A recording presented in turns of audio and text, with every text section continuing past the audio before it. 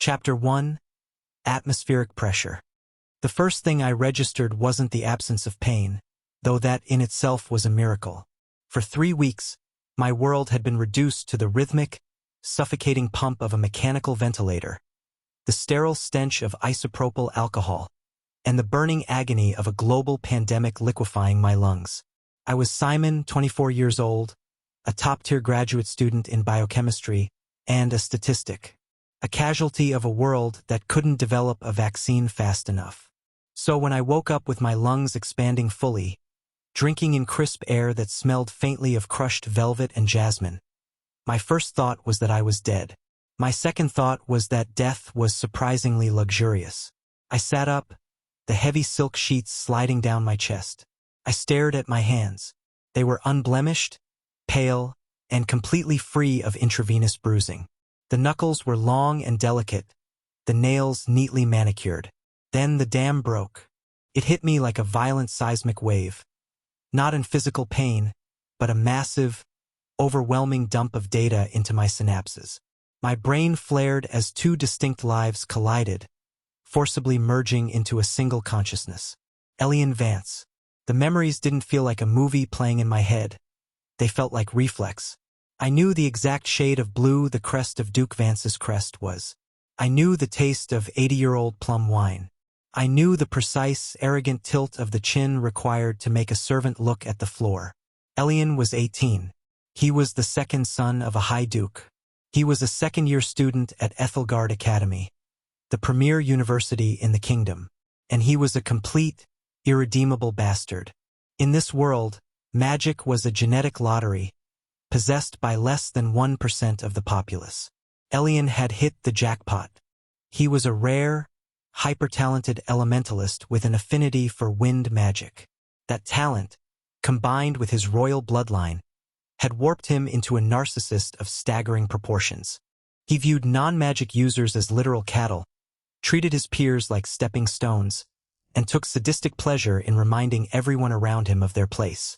I pressed my palms to my eyes, groaning softly. I died of a global catastrophe just to get reincarnated as a minor fantasy antagonist. I took a deep, steadying breath, testing the internal geography of my new body. Deep in my chest, right around the sternum, I felt it, a hum. It felt like a miniature cyclone, a tight, vibrating spiral of pure energy. Instinctively, I flexed a microscopic thread of that energy toward my right hand. A gentle, localized breeze whipped up in my palm, swirling the dust motes into a tiny, perfect vortex before dissipating. Fascinating, the scholar in me thought, my scientific curiosity momentarily overriding the sheer absurdity of the situation. A manipulatable atmospheric differential, controlled entirely by neural intent. A sharp, metallic clack snapped me out of my trance. I looked across the sprawling, lavishly decorated dormitory suite. Standard housing at Ethelgard was cramped, but Elian's status had secured him a 2-bedroom suite with a private lounge and kitchenette. Standing near the marble counter was a young man. He was tall, with broad shoulders that strained against the simple, durable fabric of an apprentice's tunic. His hair was a dark, unruly mahogany, framing a sharp jawline and sun-kissed skin. Right now, his amber eyes were fixed on me with a mixture of intense caution and bone-deep irritation. He was holding a heavy copper kettle, his knuckles white against the handle. Bastian Creed. The name pulled a fresh wave of memories to the surface. Bastian was a second-year student in the Academy's non-magical track, specializing in mythical zoology. He was also the son of the kingdom's most powerful merchant mogul, a man who had essentially bankrolled the university's new library in exchange for his son's admission. Because Bastian possessed zero magic, Elian had made it his personal mission to make the boy's life a living hell. Memory after memory flashed through my mind. Elian purposely knocking over Bastian's delicate creature specimens, throwing heavy wind gales to scatter his research papers out the window, and treating him like an unpaid manservant. Bastian flinched when he caught me looking at him. His jaw set into a hard line, and he immediately snapped his gaze away, turning his back on me to fix his tea with rigid, defensive precision. The sheer aura of distrust radiating off him was thick enough to cut with a wind blade. I swung my legs out of bed, testing my weight on the plush rug. My body felt light, agile, and absurdly healthy. "All right, Simon," I told myself, running a hand through my silver blonde hair. "Priority number 1. Don't act like the toxic aristocrat who owns this body. Priority number 2. Prevent my roommate from poisoning my breakfast." "Morning," I said. My voice was deeper than my old one, clear and smooth, though slightly raspy from sleep. Bastian froze instantly. He didn't turn around, but I saw his shoulders tense, bracing for an incoming verbal barrage. "What do you want, Elian?" His tone was flat, cold, and thoroughly exhausted. "If this is about the noise, I'm leaving for the stables in 5 minutes. You can have the room to yourself." "I don't want anything," I said quietly, taking a step toward the main room. "Just saying good morning." Bastian turned around slowly, kettle still gripped in his hand like a bludgeon. His amber eyes narrowed as he searched my face, clearly waiting for the punchline, or worse, a blast of compressed air to knock the tea out of his hand. "Are you hung over?" Bastian asked, his voice dripping with suspicion. "Or did you just forget who you were talking to?" I paused, realizing just how drastic a shift this was. The old Elian wouldn't have said good morning. He would have thrown a fit about the smell of tea leaves. "Neither," I replied, leaning casually against the bedpost. I offered him a small, placating smile, one I hoped looked human and not monstrous. "Just realized I've been an incredible pain in the ass, and it's a bit too early in the morning to keep up the effort." Bastian stared at me. For 3 full seconds, the only sound in the room was the quiet bubbling of the water on the stove. "Right?" Bastian said slowly, looking at me as if I had suddenly grown a second head. He turned back to his kettle, though his posture remained razor-sharp. "Whatever game you're playing, Elian, play it with someone else. I have a midterm exam with a hippogriff at 8 a.m., and I really don't have the patience today." I chuckled softly, a quiet, genuine sound that made Bastian's head snap back toward me in sheer bewilderment. "Well," I thought, looking out the grand arched window at the sprawling, magical spires of Ethelgard Academy soaring into the dawn sky, "this second life is going to be complicated." Chapter 2, Thermal Expansion. The uniform felt ridiculous. It was a sharp, double-breasted navy coat trimmed with silver piping that flared subtly at the cuffs, paired with a high-collared shirt and pressed charcoal trousers. Fitting for high society, perhaps, but horribly impractical for anything involving fluid dynamics or basic body heat regulation. I adjusted the high collar in front of the mirror, catching a glimpse of silver blonde hair and striking blue eyes. The face was undeniably handsome, but in the memories that lingered, it was usually twisted into a sneer. I smoothed down my lapels, trying for a look that said competent scholar rather than entitled despot, and headed out. The hallways of Ethelgard Academy were a grand maze of polished marble arches and towering stained glass windows. But the moment I stepped into the corridor, the atmosphere plummeted. Students talking near the lockers abruptly went silent. Eyes darted toward me, wide with panic, before fixing firmly on the floor. A group of first-years practically pressed themselves into the wall alcoves to clear a 5-foot radius around me as I passed. Jesus, I thought, keeping my hands in my pockets and maintaining a neutral stride. Elian really didn't just burn bridges. He carpet-bombed them. I navigated the corridors toward my first class of the day, barometric control. It was an advanced magic theory course designed specifically for atmospheric and wind elementalists.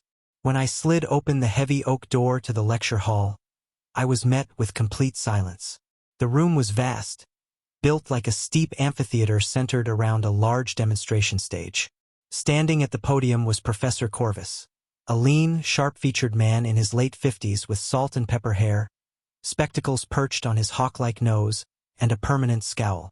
He didn't have any students yet. I was 20 minutes early. Corvus glanced up from his lecture notes, his brow instantly furrowing. He looked at me, then at the brass clock mounted on the wall, and then back at me. Usually, according to Elian's memories, I rolled in 30 minutes late, strutting down the aisle while he was mid-sentence, thoroughly convinced the lesson didn't truly start until I arrived. "Vance?" Corvus said, his voice clipped and dry as tinder. He looked at me the way a biologist might inspect a particularly unpleasant mold culture. "Did you lose your way to the infirmary? Or did you simply wake up early to find a fresh way to disrupt my curriculum?" "Neither, Professor," I said smoothly, descending the stone steps toward the front row. "Just eager to learn." Corvus blinked behind his spectacles. For a second, he looked genuinely disoriented, his mouth opening slightly before he caught himself and cleared his throat loudly. "Right, well, sit down then, and try not to break anything before 8 o'clock. I took a seat in the middle row, placing my leather notebook on the wooden desk. Over the next 15 minutes, the classroom slowly filled. Students trickled in, whispering hushly among themselves, every single one of them giving my row a wide berth. I remained seated, calmly reading through the course syllabus, ignoring the terrified glances tossed my way. Then, the heavy oak door swung open one last time, and the energy in the room shifted instantly. Xavier Sterling. The memories hit me immediately, but so did my own working eyes. Xavier was a second-year prodigy, the undisputed head of the fire magic track, and, in Elian's mind, his absolute arch-nemesis. Elian hated him because Xavier was noble, insanely talented, and completely unfazed by the Vance family name. In my mind, however, the biochemistry student in me had a vastly different reaction. Oh, wow, he was undeniably handsome. He had sharp, striking features, sun-kissed skin, and dark crimson hair that caught the morning light like dying embers. He wore his uniform with a casual, confident grace, the top couple of buttons undone. But it was his eyes that caught me. A piercing, bright amber hue that practically glowed with contained thermal energy. As he scanned the room, our eyes met. For a fraction of a second, I forgot to play the arrogant rival and just looked at him. Xavier's brow furrowed slightly at my expression. The subtle, dismissive smirk Elian usually wore was gone, replaced by whatever unreadable look was currently on my face. Xavier's jaw tightened, his bright amber eyes narrowing into a cold, dangerous glare. He didn't say a word. He just walked down the aisle, his boots clicking softly against the stone, and took the seat directly behind me. The back of my neck prickled. The sheer radiation of dislike coming off him was palpable. I could actually feel a faint, unnatural rise in the ambient temperature behind my chair, a physical manifestation of his mana flaring under his irritation. If looks could kill, I was fairly certain I'd be dead. Again, I carefully set my pen down, taking a slow breath. Rule number 3, I added to my internal checklist, staring fixedly at Professor Corvus's chalkboard. Try not to get incinerated by the extremely hot guy sitting behind me.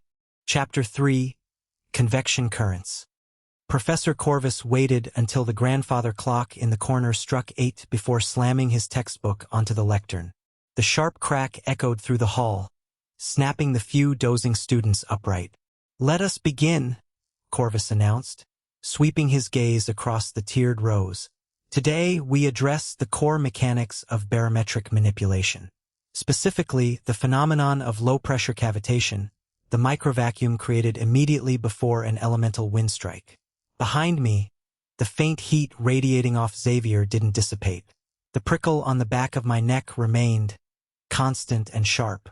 I kept my posture straight and my eyes glued to the chalkboard, determined not to give him the satisfaction of looking back. Corvus tapped a chalk-dusted finger against a diagram of a swirling vortex. Now, traditionally, atmospheric theory dictates that the primary driver of air velocity in a localized windstrike is the sharp drop in core pressure. My question to you all: how do we maximize the destructive force of a localized compressed gale without increasing our mana expenditure? A beat of silence passed. Then, behind me, a chair scraped softly against the floor.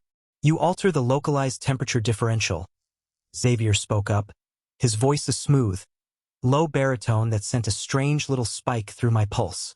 "By applying a brief, high-intensity thermal burst around the perimeter of the airstream, you force rapid thermal expansion of the surrounding air. That expansion compresses the core draft further, doubling its kinetic output for 0 additional wind mana. It was a brilliant answer, classic, high-yield elemental synergy. Standard magical theory treat heat and kinetic pressure as two sides of the same sword. Except my modern biochemistry brain and Elian's deep, instinctive mastery of atmospheric mana immediately spotted the flaw. Without thinking, my hand shot up. Corvus stopped mid-nod toward Xavier, his hand hovering in the air. He stared at my raised hand as if it were a venomous snake. Yes, Vance. That approach creates an unstable fluid dynamics boundary, I said, turning slightly in my seat to look toward the podium, though I could feel Xavier's glare burning into the side of my face. Rapid thermal expansion at the perimeter creates high-velocity turbulence, microeddies. You'll get a massive initial impact, sure, but the air column will destabilize and scatter within 5 meters. You waste half your energy battling atmospheric drag. A collective murmur rippled through the classroom. Elian never answered questions. He usually just scoffed at other people's answers and made fun of their mana output. And I suppose you have a superior alternative? Xavier's voice was cool, but under the surface, I could hear the dangerous crackle of a spark. I turned my head just enough to catch Xavier's amber eyes. You don't heat the perimeter, I said calmly. You create a localized temperature drop at the very center of the vector. A sudden cooling compresses the air molecules, increasing density. If you decrease volume while maintaining mass, you lower the pressure at the core. Nature hates a vacuum. The surrounding atmosphere will naturally collapse inward to fill it, accelerating your windstrike organically. You don't waste mana on heat. You let ideal gas laws do the heavy lifting. Xavier leaned forward, resting his forearms on the desk behind me. Up close, I could smell faint notes of cedar and ozone. Ideal gas laws? He repeated, a subtle challenge in his tone. That assumes a closed thermodynamic system, Vance. Open air is an open system. The ambient pressure will bleed off your cold core before the vacuum can fully form, rendering the strike sluggish. Not if the temperature drop occurs rapidly enough, I countered, feeling a genuine surge of excitement. This was just fluid dynamics wrapped in a magical ribbon. If the delta T, the rate of temperature change, is fast enough, the system acts adiabatically. No heat is exchanged with the surrounding environment in that split second. The kinetic force doesn't bleed off. It compounds. And the mana required to drop localized temperature that fast without freezing the water vapor in the air into drag-inducing ice crystals? Xavier pressed, his amber eyes locked onto mine. You'd create a hailstorm, not a blade.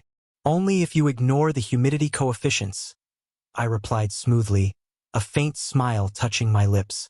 You adjust the dew point by diluting the ambient moisture with a microdraft first. No condensation, no ice, just pure, hyperdense pressure. The room was dead silent. For nearly 10 minutes we went back and forth, exchanging theories on barometric density, ideal gas behavior, and thermodynamic boundaries. It wasn't the petty insult-slinging Elian was known for. It was a fast-paced, high-level debate. I looked at Professor Corvus. The man was standing frozen near his lectern, his mouth slightly open, looking back and forth between Xavier and me like he was watching a high-stakes duel. Xavier opened his mouth to deliver another counter-argument, but Corvus suddenly snapped out of his trance and slammed his palm onto the desk. Enough! Corvus cleared his throat, adjusting his spectacles frantically. He stared at me with a profound sense of bewilderment. That is enough. An intriguing, if wildly unconventional, split in methodological philosophy. The rest of the class sat in stunned silence, clearly exhausted just listening to us. Since both Vance and Sterling raise surprisingly rigorous points, Corvus continued, glaring at the rest of the room, the entire class will write a 3-page analytical essay comparing adiabatic core compression against thermal expansion perimeter strikes. Due Friday. A unified, agonized groan erupted from the lecture hall. Oops, I thought, wincing internally. Definitely didn't mean to make everyone hate me even more. When the bell rang signaling the end of the period, I packed up my leather notebook and stood up. As I walked past the podium, I paused, looking at Professor Corvus. "Thank you for the lecture, Professor," I said politely, giving him a brief, respectful nod. "It was very informative." Corvus froze mid-reach for his chalk. He stared at me, his eyes wide, completely speechless as I walked past. Stepping out into the grand hallway, I let out a soft sigh of relief. My next stop was velocity augmentation, a practical wind magic course held in one of the outdoor training yards. As I walked down the crowded corridor, I remembered my internal goal: stop acting like a toxic aristocrat. Realizing I probably looked menacing with my flat expression, I decided to try a friendlier approach. I looked at a pair of second-year students walking toward me and offered them a warm, gentle smile. The girl gasped, grabbing her friend's arm, while the boy's eyes went wide with pure terror. They both practically scrambled backward, tripping over their own boots to vault behind a marble pillar, watching me with horrified expressions as if I had just threatened their bloodlines. I dropped the smile immediately, staring straight ahead as I kept walking. "Right," I noted dryly to myself. Note taken. Smiling makes them think I'm planning an execution. Chapter 4. Peace Offerings and Pastries. The rest of the day passed in a blur of lecture halls, chalk dust, and intense, suffocating silence. Everywhere I went, the reaction was the same. Students ducking into doorways, hushed whispers cutting short, and anxious eyes following my every move. I wasn't a people-pleaser in my previous life as a biochemistry researcher. I was perfectly content spending hours isolated in a lab with petri dishes, but living as a social pariah was exhausting. Being surrounded by people who constantly expected you to strike them down with lightning or ruin their lives was not a long-term strategy.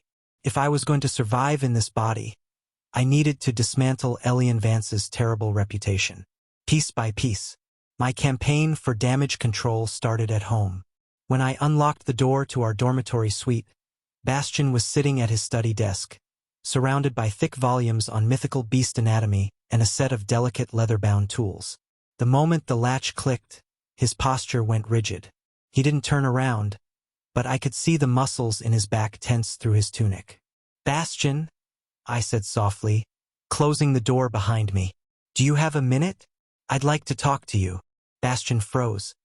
He carefully set down his quill, taking a slow, steadying breath before turning around in his chair.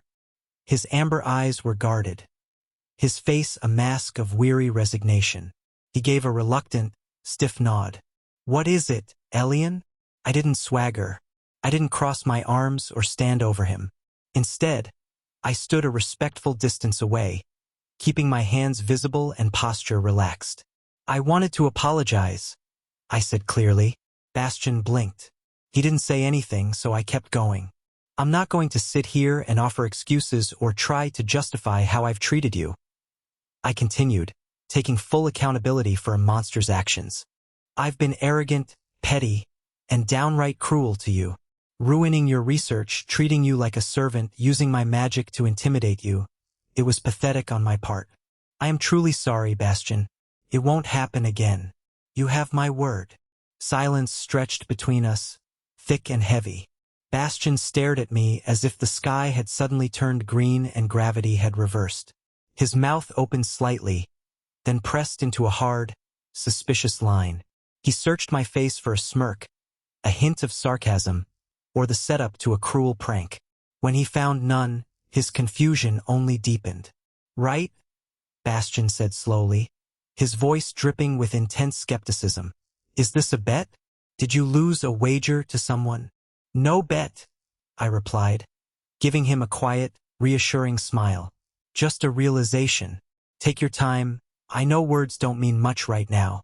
I'll let my actions prove it." Without waiting for him to respond and make things more awkward, I grabbed a light jacket and stepped back out into the cool evening air. A short walk off campus brought me to a cozy, cobblestone side street lined with quaint shops. Tucked between an apothecary and a bookbinder was a charming little bakery with a sign that read The Sugar Quill. According to Elian's memories, the pastry shop was famous for its fruit tarts and layered cakes. Unfortunately, according to those same memories, Elian had once thrown a massive tantrum here over a cold cup of tea and threatened to have the owner's license revoked. The moment the bell above the door chimed, the cozy chatter inside evaporated. The patrons, a mix of locals and academy students, went dead silent. The young woman behind the counter dropped her tongs, her eyes wide with panic as she clutched her apron. I could practically feel the collective breath holding in the room. I ignored the tension, stepping up to the glass display case with an easy, pleasant smile. "Good evening," I said gently to the terrified cashier. "Could I please get 2 slices of your strawberry shortcake to go?" The girl stammered, frantically nodding as she grabbed a wooden spatula. "Why yes, Lord Vance. Right away." She boxed up the delicate slices with trembling hands. I placed the exact amount of silver coins on the counter, adding a generous tip, and took the ribbon-tied box with a polite, "Thank you very much. Have a wonderful night." The cashier stared at the silver on the counter as if it might explode, too stunned to respond as I turned to leave. Just as I pushed open the glass door, a student rushed in without looking, colliding straight into my shoulder. The collision sent the poor guy staggering backward, his armful of textbooks tumbling to the floor. The student looked up, caught sight of my face, and turned pale as a sheet. "I am so sorry, Lord Vance. I didn't see. Please, It's completely fine," I interrupted gently, stepping forward to help him gather his scattered books. I handed them back to him and offered a small, reassuring smile. "My fault for not looking where I was going. Are you all right?" The student looked at me like I was a ghost, taking the books with trembling fingers. Yes, thank you. Have a good evening," I said cheerfully, stepping past him into the dusk.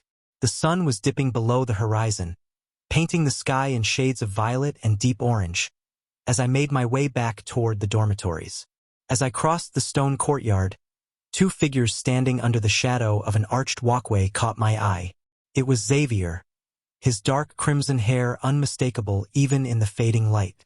Standing next to him was a petite girl with soft brown hair and a non-magical student's gray trim on her uniform. Celeste. The name clicked instantly in my mind, followed by a spike of secondhand guilt. Celeste was a scholarship student who worked in the university greenhouse. Elian had once used a windburst to deliberately destroy an entire bed of rare, non-magical medicinal plants she had spent months cultivating, just because she had accidentally stepped on his shadow. Celeste noticed me first.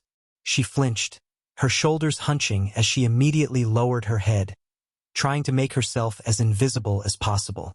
Instead of ignoring them or throwing a snide comment, I paused, caught her eye, and offered a soft wave. "Hi, Celeste," I called out smoothly. "Good evening." Celeste's head snapped up in sheer, unadulterated shock. She stared at me, her lips parted, completely bewildered by the friendly greeting.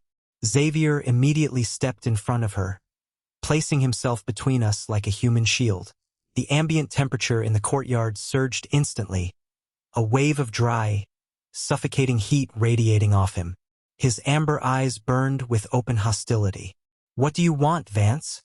Xavier snapped, his hand hovering near his side, his body language taut and dangerous. "If you think you're going to pull something—" I held up my hands, holding the bakery box carefully in one arm. "Relax," I said, my tone flat, unbothered, and entirely calm. "I'm just walking back to my room. I'm not going to do anything to either of you." Xavier scoffed, a dark, bitter sound. "Forgive me if I don't buy your sudden saint act. I know what you are." I gave a light, careless shrug. "Believe what you want, Sterling. I'm too tired to argue with you." Without waiting for his reply, I turned and strolled casually toward the dormitory entrance, leaving Xavier glaring at my back with enough heat to melt the stone floor. Back in the suite, I found Bastian still at his desk, staring intensely at a textbook on hippogriff wing anatomy. I walked over to the dining table, untied the ribbon on the bakery box, and set one of the small paper plates down right beside his desk. Bastian looked down at the slice of strawberry cake, perfectly layered with fluffy cream and glistening red berries, and then looked up at me, his brow furrowed with deep suspicion. "What is this?" he asked slowly. "Strawberry shortcake," I said, setting my own plate on the low table near my bed. From the sugar quill. A peace offering. Bastian stared at the cake, then at me. Is it poisoned? I let out a dry, amused laugh. I bought it 10 minutes ago. Unless the baker has a personal vendetta against you, it's completely safe. Eat it or don't. It's up to you. Bastian hesitated, looking at the cake with an agonizing mixture of hunger and extreme caution. Slowly, very reluctantly, he picked up the small wooden fork. Ignoring his lingering stares, I kicked off my dress shoes, sat on the edge of my bed, and picked up my own slice. Using my fork, I took a large, completely unpretentious bite. It was divine. The cream was rich, the sponge cake was airy, and the strawberries were perfectly tart. I chewed contentedly, swinging my legs up onto the mattress. From across the room, I heard a quiet gasp. I looked up to see Bastian staring at me in utter disbelief. In Elian's strict, overly refined aristocratic upbringing, eating food anywhere outside of a formal dining table, let alone in bed, was considered an act of unforgivable savagery. I just smiled at him around my fork, taking another bite. What? I said, mouth half full. It tastes better over here. Bastian blinked, shook his head as if trying to wake up from a bizarre dream, and finally took a small, hesitant bite of his own cake. As the sweet flavor hit his tongue, his shoulders dropped just a fraction, the tension in his frame slowly starting to thaw. Progress, I thought, looking out at the night sky. Slow, weird, strawberry-flavored progress. Chapter 5. Isobaric Pressure. Days bled into a week, and the silence around me shifted. It wasn't the terrified, duck-and-cover silence from before. It was a weird, buzzing quiet, the kind that precedes a weather front. Whispers followed me down every corridor. The students were talking, and soon enough the faculty was too. Couldn't blame them. Elian Vance had been a petty, cruel tyrant, and despicable was frankly putting it mildly. A sudden overnight transformation into a polite, studious roommate who bought pastries and thanked his professors was bound to look like a psychological breakdown or a dark magic scheme. I was just starting to get used to the strange glares when the carriage arrived. It rolled through the heavy iron gates of Ethelgard Academy on a Tuesday morning, drawn by 4 pristine black steeds. The carriage itself was dark obsidian, emblazoned with the silver storm crest of House Vance. The moment I saw it from the courtyard, my heart did something terrifying. It didn't just race. It slammed against my ribs like a trapped bird. My hands went cold, and a visceral, bone-deep terror flooded my system. Elian's memory. The memories hit me with the force of a panic attack. Duke Alistair Vance. Elian's father. If there was one person Elian feared more than death itself, it was the man who raised him. The Duke blamed Elian for his mother's death. And in Elian's fractured, guilt-ridden mind, he had been right to. It had happened 6 years ago when Elian was 12. He had been practicing localized wind slashes in the estate gardens, desperate to impress his father. A venomous wasp had landed on his hand, breaking his concentration. Panicking, he had thrown a frantic, wild crescent of compressed air. The stray blade had soared straight toward his 6-year-old little brother. Their mother had thrown herself in front of the child. The wind blade hit her chest. She lingered for 24 brutal, agonizing hours in a pool of her own blood before her body finally gave out.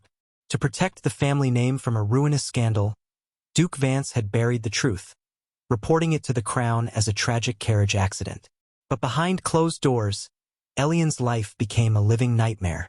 The Duke's grief turned into a cold, suffocating hatred. Alistair Vance was a master elementalist, and his preferred method of discipline was brutal.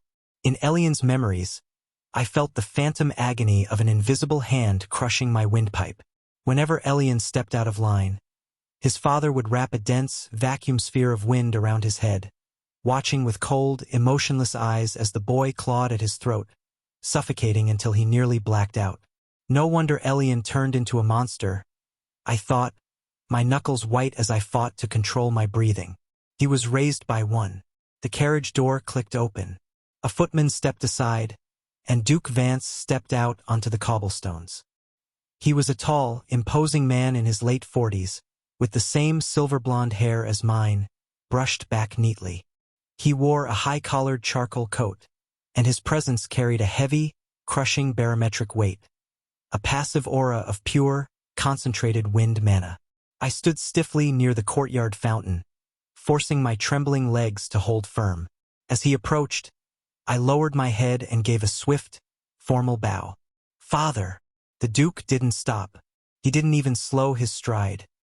He glanced at me for a fraction of a second, a look of pure, clinical disgust, as if I were a stain on the marble that he couldn't quite scrape off, and walked straight past me without a single word of greeting. He disappeared through the grand double doors of the administrative wing, heading toward the headmaster's office. I stood there for a long moment, watching the heavy doors swing shut behind him. I took a deep, shaky breath, filling my lungs with air just to prove to my lingering reflex that I still could. I didn't follow him. I had no desire to know why he was here. Instead, I turned around and walked toward the training grounds for my afternoon practical, compression belading. The class took place on the wide, gravel training field behind the main spires. The weather was crisp, the sky a spotless slate of pale blue. Students stood scattered across the grounds, practicing forming sharp, localized arcs of high-velocity air to slice through wooden target dummies. I stood at my assigned station, drawing on the spinning cyclone in my chest to shape a precise, razor-thin ribbon of wind around my hand. Focus on the boundary layer, I told myself, trying to drown out the lingering panic in my blood. Keep the kinetic energy contained. Minimize drag. With a subtle flick of my wrist, I launched the blade. It zipped silently through the air, cleanly slicing a 5-inch wooden post in half with a crisp snap. "Impressive form, Vance," Professor Bellamy muttered, walking by with his clipboard. "No wasted movement." "Thank you, Professor," I said quietly. As I reset my stance to load another strike, a cold prickle swept down my spine. It wasn't the warm, localized heat that usually signaled Xavier's presence behind me. This was a draft, a sharp, freezing drop in ambient pressure. I turned my head slightly. Standing near the tall marble pillars at the edge of the training field was Duke Vance. He was standing alone, his hands folded behind his back, staring directly at me. His face was an unreadable, emotionless mask. He wasn't speaking to the headmaster, he was just watching, measuring, judging. My hand twitched, the wind mana swirling around my fingers, destabilizing for a fraction of a second. I could feel the invisible weight of his expectation, the terrifying memory of his suffocating spheres lurking just beneath the surface of my mind. "Ignore him," I told myself firmly, turning back to the wooden dummy. "You're not 12 anymore, and you aren't just Elian." I took a deep breath, grounded my feet into the gravel, and focused entirely on the physics of the magic. I raised my hand, compressed the air until it hummed, and threw strike after strike, slicing the wooden targets into neat, uniform blocks. I didn't look toward the pillars again. When the bell rang to signal the end of the class, I wiped the sweat from my forehead with the back of my sleeve and glanced toward the walkway. The Duke was gone. He left the campus that same evening without ever calling for me, without sending a letter, and without saying a single word. As I walked back to the dormitory in the fading twilight, a strange mix of relief and lingering hollow silence washed over me. I was thoroughly grateful he hadn't spoken to me, because as Simon, a biochemistry student from another world, I wouldn't have had the slightest clue what to say to the man who hated me for a murder I didn't commit. I pushed open the door to my room, smelling the faint scent of tea Bastion was brewing, and let out a long, slow breath. One day at a time. Chapter 6. Sheer Force. The quiet routine I was slowly building slammed to a sudden halt the following afternoon. I was heading down the residential corridor toward the dormitory wing, my leather messenger bag slung over one shoulder, when a sharp, fleshy thud echoed from a room down the hall. It was followed immediately by a smothered gasp of pain. I stopped in my tracks. Through the half-open door of a vacant study lounge, voices drifted into the hallway, harsh, sneering, and aggressive. "You had 3 days, you pathetic little leech," a voice barked. I tried. Another voice whimpered from the floor, breathy and desperate. The library closed early, and the translation for the ancient runic texts. "I don't care about your excuses," a second voice chimed in. "We paid you 50 copper bits to finish our mana vectors assignment, and now we're going to get an incomplete." Another heavy thud rang out, followed by a wet cough. My stomach churned. A wave of Elian's old memories flashed through my mind. Images of him standing by, laughing while noble students used non-magical scholarship kids as doormats. A visceral wave of disgust washed over me. I didn't think. I just moved. I pushed the door wide open and stepped into the room.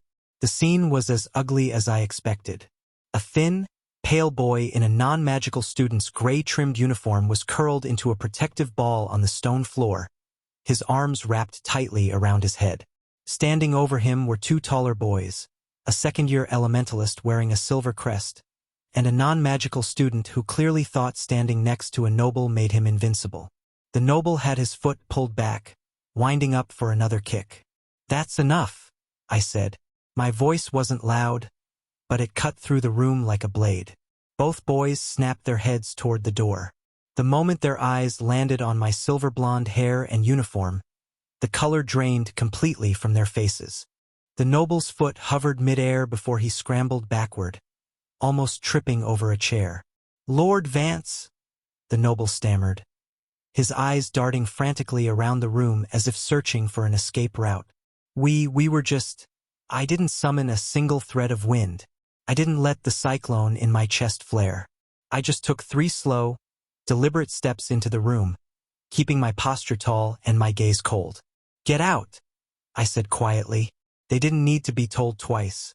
The two boys practically shoved each other out of the way, scrambling past me and bolted down the corridor as if the devil himself were on their heels. Once the sound of their frantic footsteps faded, the room went dead quiet. I turned my attention to the boy on the floor. He was trembling violently, his uniform dusted with dirt and a bruised smear of blood on his cheek. He looked up at me with sheer, unadulterated terror, flinching as if expecting me to finish what the other two had started. "Hey!" I said gently, crouching down so I wasn't towering over him. I kept my hands open and visible. "It's all right, they're gone. Are you okay?" The boy blinked, staring at me in utter bewilderment. He didn't answer for a long second, his brain clearly struggling to process why Elian Vance was kneeling in front of him with a soft, concerned expression. I think so," he whispered, his voice shaking. "Can you stand?" He nodded hesitantly. I offered him a hand. He stared at my palm as if it were coated in poison, but after a moment of desperate hesitation, he reached out and took it. I pulled him up smoothly, steadying him until his feet were firmly under him. He pulled his hand back immediately, ducking his head. My name is Lance," he stammered, clutching his bruised ribs. "Thank you, Lord Vance. I thank you." "Don't worry about them, Lance," I said, giving him a small, reassuring nod. "Go to the infirmary and get that cheek looked at." Lance looked like he wanted to ask 100 questions, but survival instinct won out. He gave me a quick, frantic bow and scurried out of the room as fast as his battered legs could carry him. I let out a tired sigh, running a hand through my hair. 1 step forward, 10 steps back. I turned around and stepped out into the hallway. Standing right outside the door, leaning against the stone wall, was Xavier. He was watching me with a look I couldn't quite decipher. The usual fiery hostility in his amber eyes was tempered by a deep, intense confusion. His arms were crossed over his chest, and he looked at me as if I were a complex mathematical equation that refused to solve. He had clearly seen the whole thing. I didn't feel like getting into another verbal sparring match. I gave him a polite, brief nod and made to walk past him down the corridor. I barely took 2 steps before a firm, warm grip clamped onto my forearm. The heat radiating from his fingers bled right through the fabric of my sleeve. I stopped, turning my head to look at him. Xavier's jaw was set into a hard, stubborn line. Before I could say a word, he pulled me backward, pushing open the heavy wooden door of an adjacent, empty lecture hall and tugging me inside. The door clicked shut behind us, locking out the quiet hum of the hallway. "We need to talk," Xavier said, his voice low and dead serious as he finally let go of my arm. "Right now." Chapter 7, Thermal Equilibrium. The quiet in the empty lecture hall was suffocating. Xavier stood between me and the door, his tall frame blocking the exit, his amber eyes burning with a relentless intensity. The heat off his body had raised the room's ambient temperature by at least 3 degrees. "What are you doing, Elian?" he demanded, his voice low and tight. "First the tea, then the classroom debate, the cake for Bastion. And now, stepping in to save a non-magical kid? In the past, you would have pulled up a chair and laughed." I crossed my arms, leaning back against one of the wooden desks. A student was getting beaten to a pulp in a hallway. I happened to be there. I stopped it. Do I really need a grand philosophical manifesto to explain basic human decency? For you? Yes, Xavier snapped, taking a step closer. You don't have a benevolent bone in your body, Vance. So what's the game? What are you angling for? I looked at him, feeling more exhausted than annoyed. Why do you care so much, Xavier? Xavier froze. His mouth pressed into a thin line, but no answer came out. He just stared at me, his chest rising and falling, a subtle golden spark flaring near the tips of his fingers before dying out. I shook my head, letting out a faint, amused sigh. For someone who's supposed to be the top mind of the fire track, you really don't know what to say, do you? You don't even know why you care. I pushed off the desk, shaking my head as I murmured under my breath, mostly to myself, assuming the draft would swallow it. Handsome, but weird. The second the words left my lips, my brain caught up with my mouth. Oh hell. Xavier's eyes widened slightly. The sudden, absolute stillness in the room told me everything I needed to know. Wind elementalists weren't the only ones with heightened sensory perception. My hand slammed over my own mouth instantly. Heat flushed up my neck, and for once, it wasn't coming from Xavier's fire magic. Ignore that, I blurted out behind my palm, my voice muffled and horribly embarrassed. Forget I said anything. It was a brain glitch. Please do not dwell on that. Xavier stared at me. The rigid, hostile line of his shoulders softened just a fraction, and for a split second, the corner of his mouth twitched upward, a rare, almost invisible hint of a smile that made my stomach do a dangerous little flip. He cleared his throat, stepping aside from the door. Class starts in 10 minutes, he said gruffly, though his tone had lost its sharp edge. I practically sprinted out the door. 3 days later, the quiet truce between us was put to an absolute high-velocity test. It was Friday afternoon, and the entire second-year combat track had gathered on the main dueling grounds for tactical casting. The arena was a vast, circular dirt field enclosed by runic protective barriers. At the edge of the ring stood Professor Naziel, a towering, battle-hardened woman with a scar across her jaw, holding a clipboard. All right? Naziel's booming voice echoed across the field. For today's practical, we are concluding with our top 2 elementalists. Vance, Sterling, get into the ring. A ripple of hushed excitement swept through the gathered students. Naturally, placing the kingdom's top wind talent against its fiercest fire user was the ultimate spectator event. I stepped into the ring, rolling up the sleeves of my uniform. On the opposite side, Xavier took his stance, his reddish-dark hair catching the afternoon sun. Standard rules, Naziel announced, raising her hand. No lethal strikes. First to break the opponent's kinetic barrier or disarm wins. Begin. The moment her hand dropped, the air exploded. Xavier didn't hold back. He launched a massive, sweeping wave of orange fire straight at me. The thermal wave reached me in a heartbeat, but the instinct in Elian's body and the physics in my mind acted faster. I swept my arm upward, drawing a compressed wall of air right in front of me. The oxygen-starved vacuum wall suffocated the flames instantly, dispersing the heat into harmless sparks. Before the smoke could clear, I pressed my advantage. I didn't just throw crude gusts. I used localized barometric drops, creating miniature pressure vacuums right under Xavier's feet to throw off his balance, followed by sharp, whisper-thin wind blades. It was exhilaration like I had never felt before. In my old life, my body was a fragile, failing machine trapped on a hospital bed. Here, using Elian's magic fully for the first time, I felt alive. Powerful. Fluid. I laughed out loud. A genuine, breathless sound of sheer joy, as I ducked under a blazing fire whip and redirected the blast overhead with a sharp atmospheric sweep. Across the dust, Xavier caught my eye. His bright amber eyes were glowing, his usual cold stoicism completely shattered by the adrenaline of the fight. He was fierce, precise, and breathtakingly fast. And then, he smiled. It wasn't a smirk. It was a broad, exhilarated, brilliantly genuine smile that completely transformed his sharp face. Oh, my brain short-circuited. That is entirely unfair. My focus wavered for a microsecond, just long enough for my atmospheric shield to drop its density. Xavier didn't miss the opening. He closed the distance in a flash, a low-yield shockwave of concentrated thermal kinetic force slamming into my chest guard. The force knocked the wind right out of me, sweeping my legs off the ground.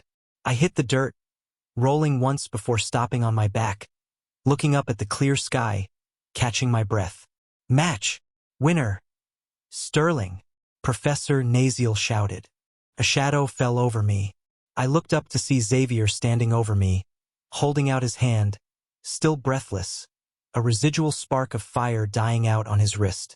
Good match, Xavier said, his voice raspy. I took his hand, letting him pull me up to my feet. You got lucky? I lied, brushing the dust off my trousers while keeping my face completely neutral.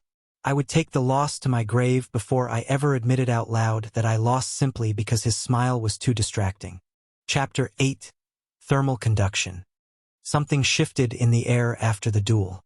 The suffocating barometric pressure that used to follow me down the corridors didn't feel quite as heavy anymore. Xavier didn't look at me like I was an unexploded bomb or a tragedy waiting to happen. In fact, he actually started talking to me. Simple things at first, asking for my take on a complex spell formula, or dropping a brief, quiet comment in the hallway. And because Xavier Sterling, the most popular, respected guy in our year, was suddenly treating me like a human being, the rest of the student body began to thaw. They were still wary, keeping a cautious distance and watching me like I might snap at any moment, but the outright terror was fading. It was progress. Real, measurable progress. A few days later, I was sitting alone at a quiet wooden table near the stained glass windows of the grand dining hall. In the past, Elian would have demanded an entire private room or had a servant bring food directly to his suite, viewing the main hall as beneath his bloodline. I, on the other hand, just wanted a decent meal. I was systematically picking through my plate, carefully pushing a small green pile away from my main dish, when a heavy tray clattered onto the table directly across from me. I looked up, surprised. Xavier slid smoothly onto the bench. He didn't ask for permission. He just set his silver cutlery down and glanced at my plate. His amber eyes immediately locked onto the neat little pile of green florets I had isolated on the far edge of my dish. Without a word, Xavier reached across the table with his fork, impaled a piece of broccoli, and popped it into his mouth. Hey! I protested, holding up my fork in mild outrage. That was... You need to eat your vegetables, Vance, Xavier said calmly, spearing another floret with practiced ease. It's basic nutrition. They taste like wet grass, I muttered, crossing my arms and leaning back against the bench. They're disgusting. The ghost of a smile curved the corner of Xavier's lips, a warm, subtle twitch that made his sharp jawline look startlingly soft. And just like that, the ice broke completely. For the next half hour, we ate together. It was the first time since I woke up in Elian's body, and frankly, the first time in either of my lives, that I sat across from someone my age without an invisible wall of hostility between us. There were no cutting remarks, no snide aristocrat insults, and no defensive, razor-sharp retorts. We just talked. We debated the theoretical limits of wind-amplified fire strikes, complained about Professor Corvus's endless essay assignments, and argued over whether the bakery downtown overcharged for cream puffs. All around the vast dining hall, students were stealing glance after glance at our table. Whispers rippled through the room like a light breeze, but neither of us gave them any attention. Xavier set his fork down, resting his chin on his palm as he looked across the table at me. The ambient heat off his skin was faint now, comforting rather than suffocating. "I don't know what happened to you, Elian," Xavier said, his amber eyes locking onto mine with an intensity that made the air in my lungs feel suddenly thin. "Whatever changed, I'm really glad it did." My pulse did a sudden, frantic spike. Heat bloomed violently behind my ears, crawling up my neck and straight into my cheeks. "Oh, great," I thought, mentally groaning as I felt the undeniable flush rising on my skin. A 24-year-old biochemistry scholar, undone by eye contact from a high-fantasy fire mage. I quickly picked up my water glass, taking a long sip to hide my face, but I could tell from the slight, knowing glint in Xavier's eyes that he had seen it. After that afternoon, the change became official. Xavier started sitting with me at lunch every day, bringing his tray over without a word. During barometric control and tactical casting, he stopped taking the row behind me and instead slid right into the empty seat beside mine. Having him there felt oddly grounding, like a steady, warm current breaking up the cold quiet that used to surround me. Even my interactions with the other students were slowly evolving. "Good afternoon, Lord Vance," a first-year student stammered a couple of days later, practically bowing in the hallway as I passed his locker, his hands trembling over his textbooks. I paused, offering him a calm, friendly smile. "Just Elian," I corrected softly. "You don't need to call me Lord." The boy blinked, looking like he was trying to process an impossible equation, before giving a slow, hesitant nod. "Okay, Elian." I continued down the hall, feeling the light, familiar hum of atmospheric mana vibrating around my fingers. For the first time since my old life ended on a sterile hospital bed, the air around me felt clear, crisp, and wonderfully light. Chapter 9. Fractured Equilibrium.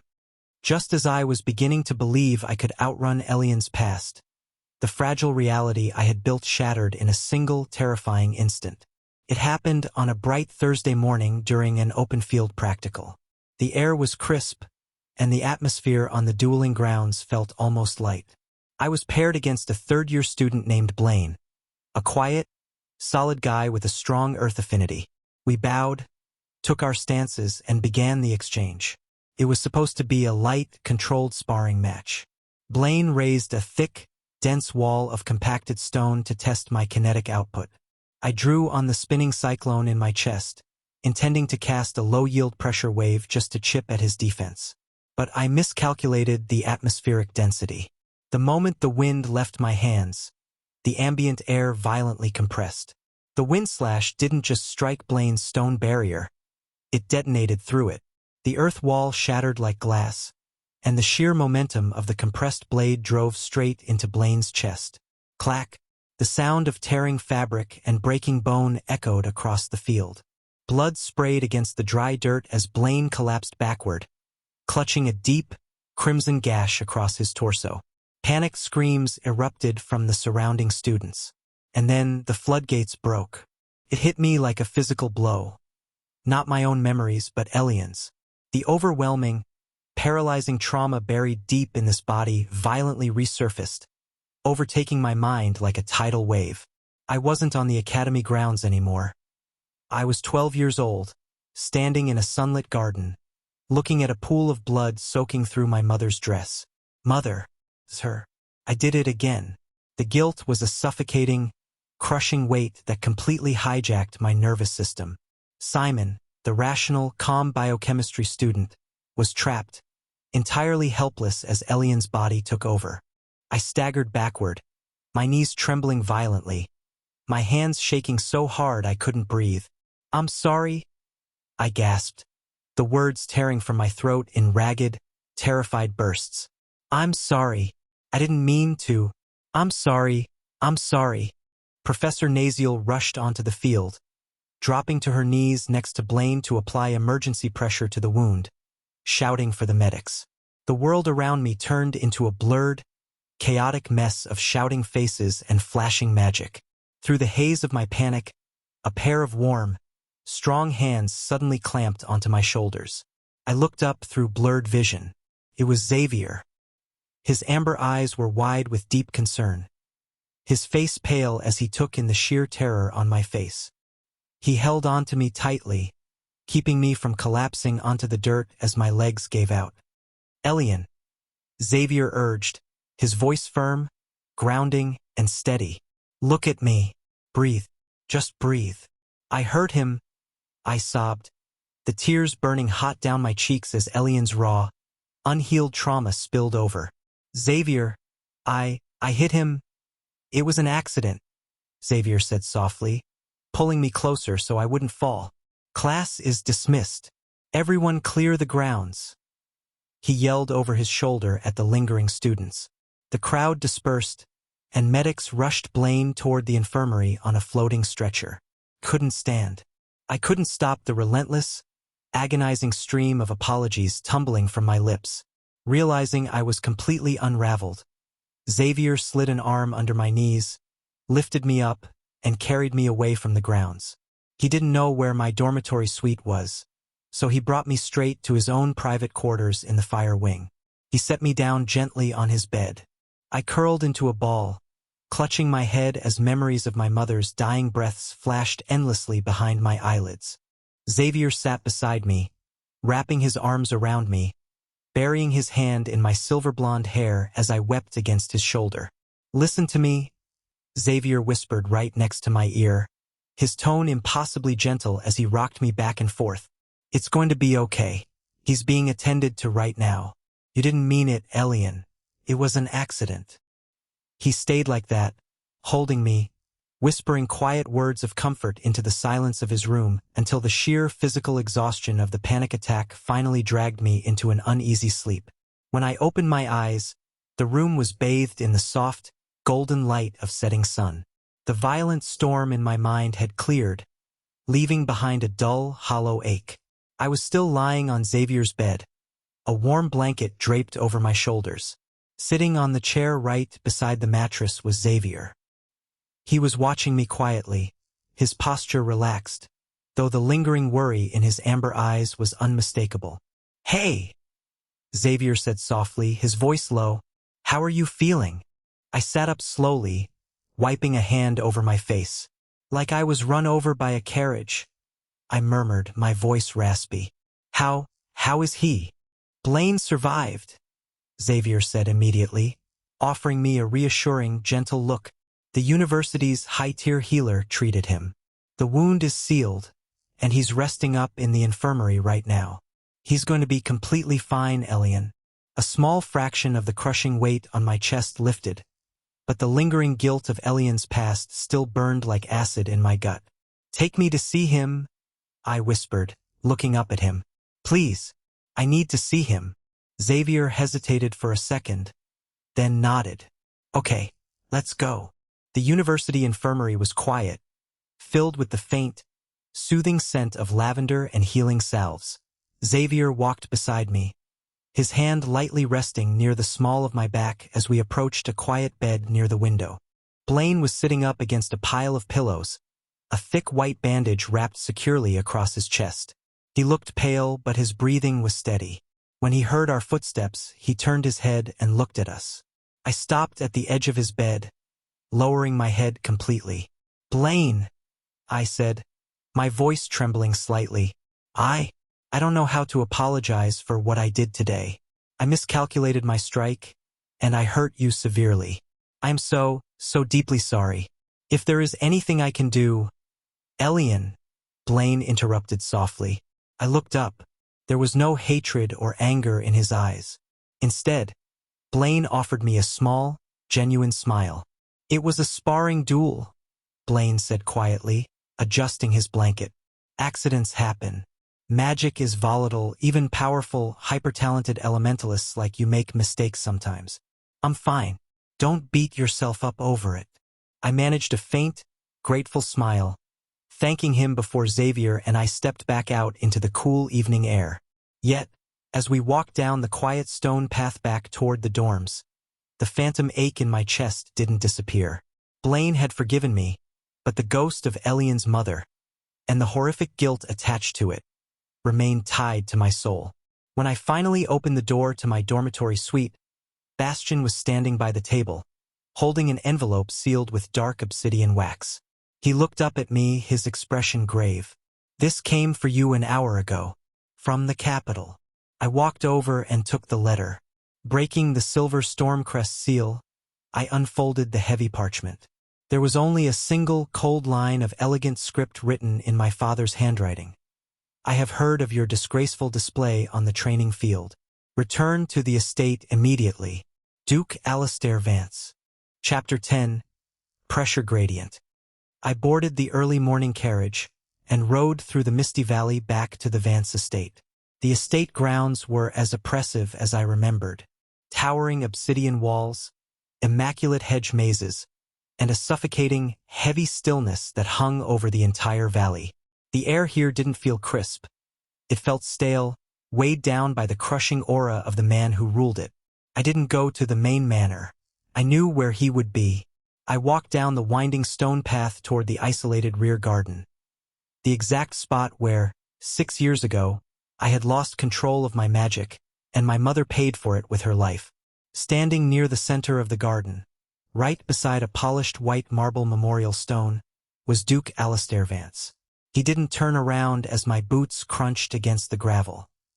He just stood there, his high-collared coat pulled tight, staring at the carved inscription of my mother's name. The passive barometric weight radiating off him was immense, a cold, dense wall of pressure that made the air feel thin. "You're late," Alistair said, his voice flat, razor-sharp, and entirely devoid of warmth. "The carriage was delayed," I replied, stopping 10 feet away. I didn't bow. I didn't drop to my knees. I stood straight, holding his cold gaze as he turned around. Alistair's eyes narrowed slightly, taking in my posture. Usually, the moment I stepped into this garden, the crushing weight of guilt would force me to shrink back, trembling and begging for forgiveness. "A disgraceful display on the training field," Alistair said, taking a slow step toward me. "Nearly slaughtering a fellow student over a simple sparring match. You are reckless, incompetent, and a stain on this family's name. I brought you home to remind you of what happens when you lose control." He raised his hand. Instantly, the ambient air around my head evaporated. A tight, invisible sphere of compressed, oxygen-starved wind wrapped violently around my face, attempting to suffocate me. The exact brutal punishment he had inflicted on me for years. In the past, I would have clawed frantically at my own throat, suffocating in sheer panic. I didn't panic. As a biochemist, I understood the mechanics of atmospheric pressure. As an elementalist, I knew how to manipulate fluid dynamics. I drew on the spinning cyclone deep in my chest, expanding my own atmospheric mana outward in a precise, high-density reverse vector. Pop! The suffocating sphere shattered like a thin layer of glass. The trapped air rushed back into my lungs, crisp and cool. I didn't even stumble. Alistair froze, his expression cracking into genuine shock for a split second. "You dragged me all the way back here to use my mother's memory as a leash," I said, my voice quiet, steady, and razor-cold. "You spent 6 years torturing me to make yourself feel like a judge instead of a grieving husband." Alistair's face twisted in sudden, dark fury. "She died because of your failure," he roared, a sharp gust of wind whipping his coat around him. "She died in a tragic accident," I countered, taking a firm step toward him, entirely unbothered by his flaring mana. "It was a horrific mistake made by a frightened 12-year-old boy. But what you did after that, the suffocating, the psychological cruelty, that wasn't an accident, Alistair. You chose to be a monster every single day since." Alistair raised his hand to throw a wave of kinetic wind, but I flicked my wrist first. A precise, adiabatic cold vector slammed into his mana, neutralizing the draft before it could even form. The Duke stared at me, his breathing heavy, realization slowly dawning on him that the terrified boy he had broken no longer existed. "Keep the title," I said, turning my back on him and looking at the white marble memorial one last time. "Keep the estate. I am done answering to you." Without waiting for his response, I turned on my heel and walked out of the garden, leaving the Duke standing alone in the quiet stone graveyard he had built for himself. By the time I made it back to Ethelgard Academy, the sun had long since dipped below the horizon, casting the grand spires in deep violet shadows. I didn't go back to my dorm room. I didn't stop to unpack. The lingering adrenaline from standing up to Alistair, mixed with the raw, heavy weight of my past, left my chest tight and my mind racing.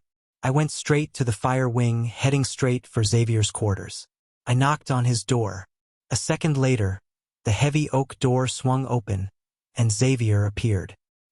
He looked slightly tired, his reddish-dark hair messily brushed, but the moment his amber eyes caught mine, he straightened up, concern instantly flashing across his face. "Elian," Xavier said, stepping back to let me in. "Where were you? Bastian said you vanished this morning." "I went to see my father," I interrupted quietly. Xavier went still. He closed the door behind us, turning to look at me, his posture entirely focused on me. "What happened?" I stood near the center of his warm room, letting out a long, shaky breath I felt like I had been holding for years. "I needed to face him," I said softly, looking down at my hands. Everything I did before. The bullying, the cruelty, the way I treated you, Bastian, Celeste, everyone. It was inexcusable. I know that. Trauma isn't an excuse for being a monster." I looked up, meeting Xavier's glowing amber eyes. "But I wanted someone to know," I continued, my voice raspy. "I wanted you to know why I was like that. My mother's death. My father used it to torture me. Every time I stepped out of line, my father would wrap a vacuum sphere around my head and suffocate me until I nearly blacked out. He raised me on terror and cruelty." Xavier stared at me, his jaw tightening so hard I heard his teeth click. A sudden, intense wave of raw thermal energy flared off his body, the air in the room warming instantly as his fists clenched at his sides. He looked furious. Not at me, but at the man who had done that to a child. Without saying a word, Xavier stepped forward, closing the distance between us. He wrapped his arms around me, pulling me firmly into his chest. The heat radiating from him was immediate, thick, and profoundly grounding.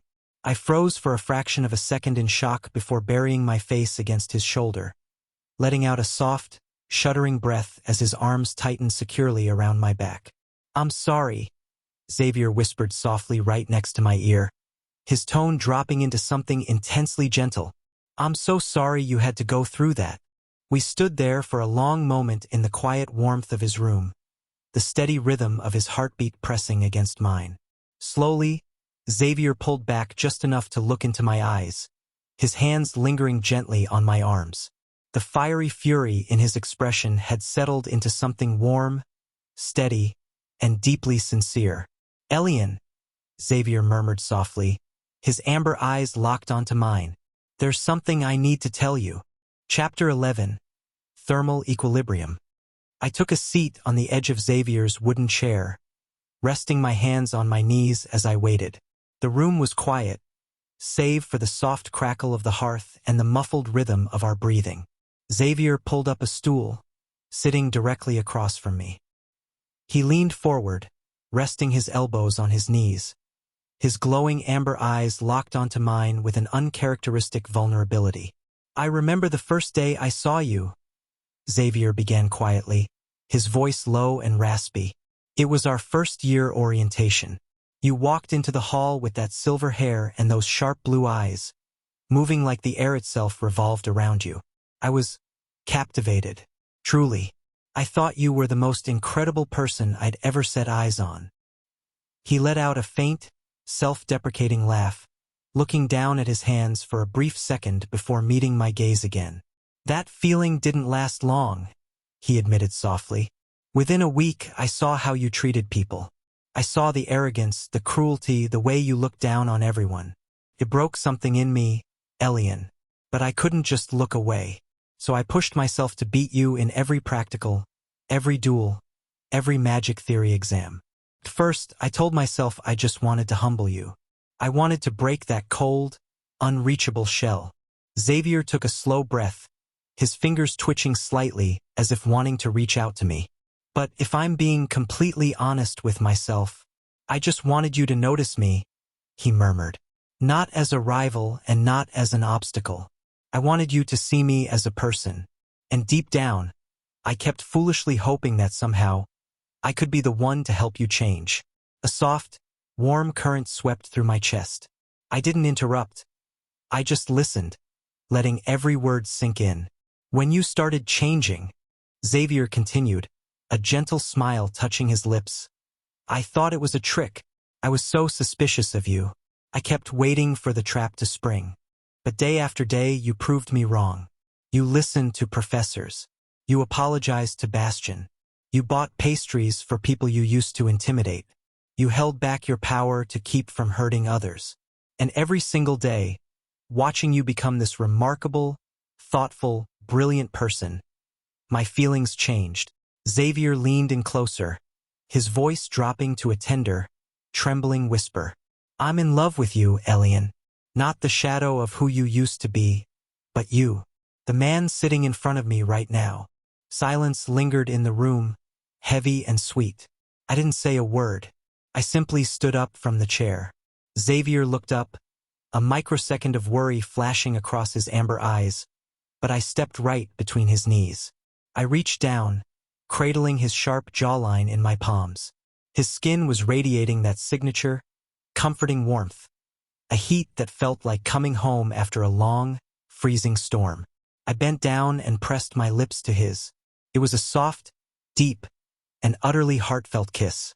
The lingering echoes of my old life, the fear of my father, and the ghost of Elian's past dissolved completely against the reality of his lips.